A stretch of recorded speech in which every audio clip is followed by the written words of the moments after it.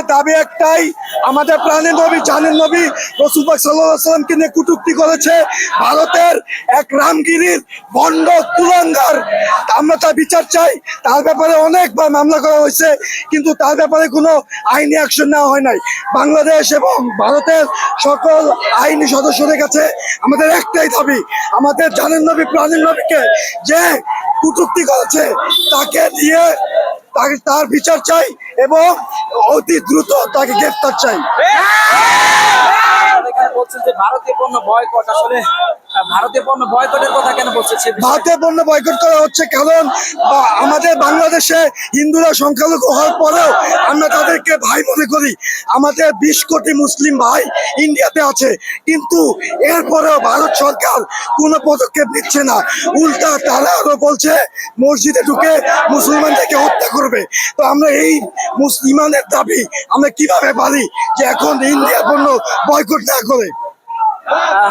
সেনাবাহিনীর সাথে শান্তিপূর্ণভাবে আলোচনা করে পূজা মণ্ডপ 11 এবং 13 থেকে সরিয়ে মুগ্ধ মঞ্চ করা হয়েছিল, কিন্তু ভারতীয় গণমাধ্যমে সেটা অপপ্রচার করছে যে এখানে এই বিষয়ে কোনো ভিত্তি নেই। এটা উস্কানিমূলক একটা বিষয়। তারা চাচ্ছে হিন্দু মুসলিমের সম্প্রীতি তা নষ্ট করার জন্য, কিন্তু আমরা জানি বাংলাদেশে হিন্দুরা সংখ্যালঘু হওয়ার পরে আমরা তাদেরকে সমান অধিকার দেই এবং তাদের পূজা দিয়ে আমরা আলাদা করে মণ্ডপ করে দিচ্ছি। তারা এই বিষয়টা উস্কানিমূলক করার কারণে মিথ্যা প্রপাগান্ডা এবং মিথ্যা অপপ্রচার চালিয়ে হিন্দু মুসলিমের যে বন্ধন সেটা নষ্ট করতে চাচ্ছে। কতক্ষণ পর্যন্ত রাজপথে থাকবেন? আমরা এখন জসিমউদ্দিন থেকে ঘুরে বিএনএস সেন্টারে যাব এবং আলেম ওলামার মাধ্যমে মোনাজাত করে আমাদের এই সমাবেশ শেষ করবো ইনশাআল্লাহ। ধন্যবাদ। আমরা একজন পথচারীর সাথে কথা বললাম যে এখানে এসে উপস্থিত হয়ে যাবে। তিনি কিন্তু জানিয়েছেন হযরত মুহাম্মদ সাল্লাল্লাহু আলাইহি সাল্লামকে নিয়ে যে কটূক্তি করেছে, সেই কটূক্তির প্রতিবাদে তারা কিন্তু রাজপথে নেমেছে এবং তাদের করে যে আঘাত দিয়েছে তারা কিন্তু সেই ক্ষেত্রে ইন্ডিয়ান পণ্য বর্জনের কথা বলছে, সেই বিষয়টি জানানোর চেষ্টা করছে।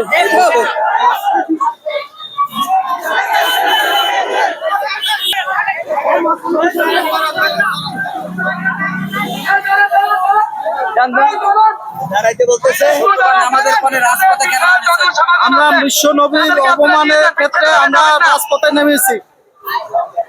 রাজপথে কেন নেমেছেন? আমার নবীর নামে যদি কেউ একটা কথা বলে আমরা জান দিতে প্রস্তুত। এখন পর্যন্ত কি কোনো ব্যবস্থা নিয়েছে সে ব্যাপারে জানেন?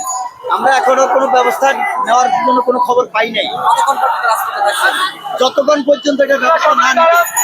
দর্শক, আপনারা দেখতে পাচ্ছেন যে বিশ্বনবী হযরত মুহাম্মদ সাল্লাল্লাহু আলাইহি সাল্লামকে নিয়ে যে কটূক্তি করা হয়েছে, সেই কটূক্তির প্রতিবাদে কিন্তু যে মিছিলটি সেটা কিন্তু আব্দুল্লাহপুর বিএনএস সেন্টার থেকে ছাড়িয়ে এখন পর্যন্ত জসিমউদ্দিন আছে এবং এই জসিমউদ্দিন থেকে তারা আবার বিএনএস এর দিকে যাচ্ছে এবং এরপরে থেকে তারা কিন্তু একটি প্রতিবাদ সমাবেশ করবে এবং দোয়া মাহফিলের মাধ্যমে তারা এই সমাবেশটি শেষ করবে। সেটি আসলে আমি দেখানোর চেষ্টা করছি।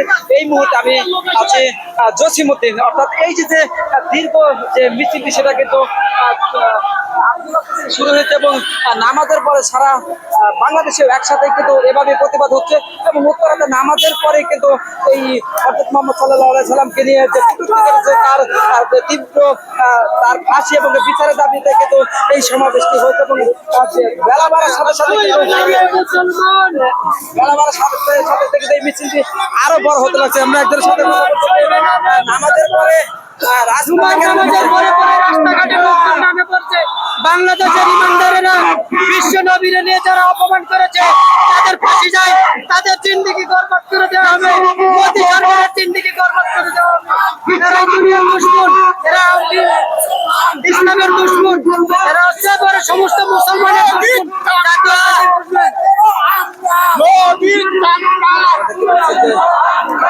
এই মুহূর্তে কিন্তু